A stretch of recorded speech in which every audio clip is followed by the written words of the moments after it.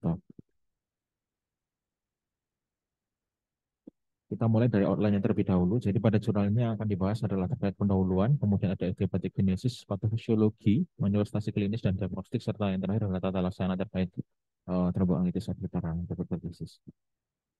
Sebagai pendahuluan, di sini kita ketahui bersama bahwa TAO atau tromboangitis obliteran ini adalah suatu kelainan peradangan dari pembuluh darah yang dia non aterosklerotik, yang mana dia berjalan secara progresif dan mana dia terjadi trombosis di dalamnya. Nah, secara sejarah singkat, pada tahun 1879 ini Felix von Winiwerter di Austria ini mendiagnosis kasus ini sebagai arteritis obliteran.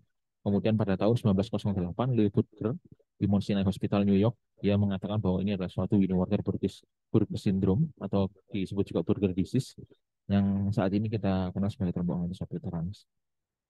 Secara etiopatogenesis, jadi disebutkan memang hubungan antara usia muda yang banyak dijelaskan di surat ini adalah usia kurang dari 40 tahun. Kemudian perokok ini sebagai faktor risiko utama, ini yang menyuplai daripada penyakit bergeris ini sendiri. Kemudian ada beberapa seperti agen infeksius maupun jalur genetik ini mempengaruhi adanya suatu uh, pemicu daripada penyakit bergeris itu sendiri, namun dengan jumlah penelitian yang masih terbatas. Dari faktor patofisiologi ini yang dijelaskan pada jurnal ini itu ada 3 tahapan.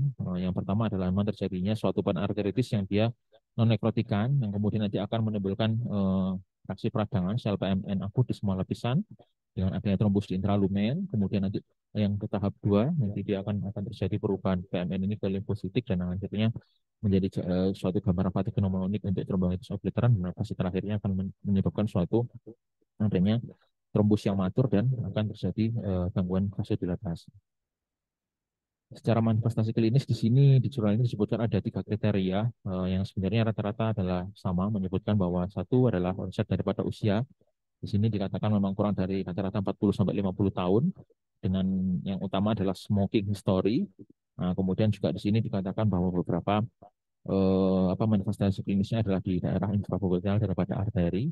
Kemudian sebagai catatan penting adalah perlu diketahui bahwa burger di sini harus tidak ada faktor risiko lain selain perokok. Jadi absence of atherosclerosis termasuk kencing manis, hipertensi, hiperlipidemia itu harus tidak ada pada pasien-pasien dengan burger disease.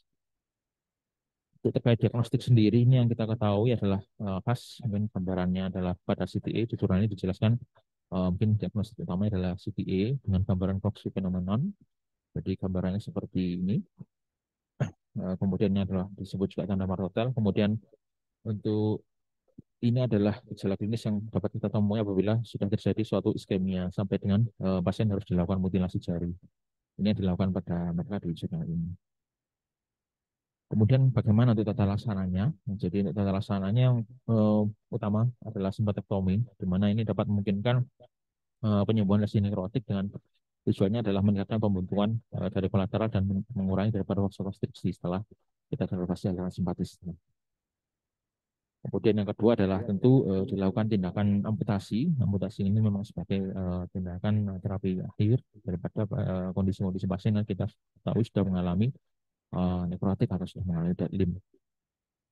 Dan di sini dikatakan memang adanya penggunaan terapi oksigen hiperbarik ini dapat meresiko atau dapat mengurangi resiko daripada tindakan amputasi itu sendiri.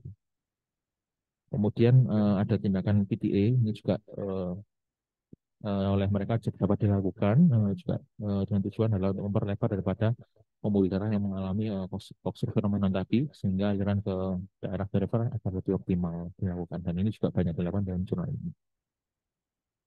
Untuk terapi pembedahan lain, di sini dikatakan ada juga dilakukan autotransplantasi omentum, yang mana memang di sini keberhasilannya cukup baik, terutama pada pasien-pasien yang memang sudah mereka lakukan beberapa tindakan simpatektomi maupun PTA namun yang tidak berhasil atau rekuren.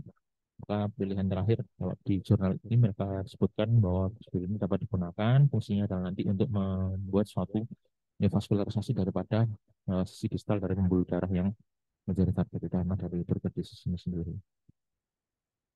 Kemudian ini yang masih menjadi penelitian adalah stimulus tulang belakang, susun tulang dan sel punca. Ini sendiri masih dikatakan memang memberikan hasil yang baik, namun ini diujikan pada hewan coba, jadi belum diresmikan pada manusia karena memang belum terbukti efisien untuk manusia itu sendiri. Jadi dikatakan memang penyembuhan lupusnya bisa baik, bisa menjadi tingkatan konsentrasi oksigen transportan menjadi lebih baik dengan tindakan terapi sel kontak.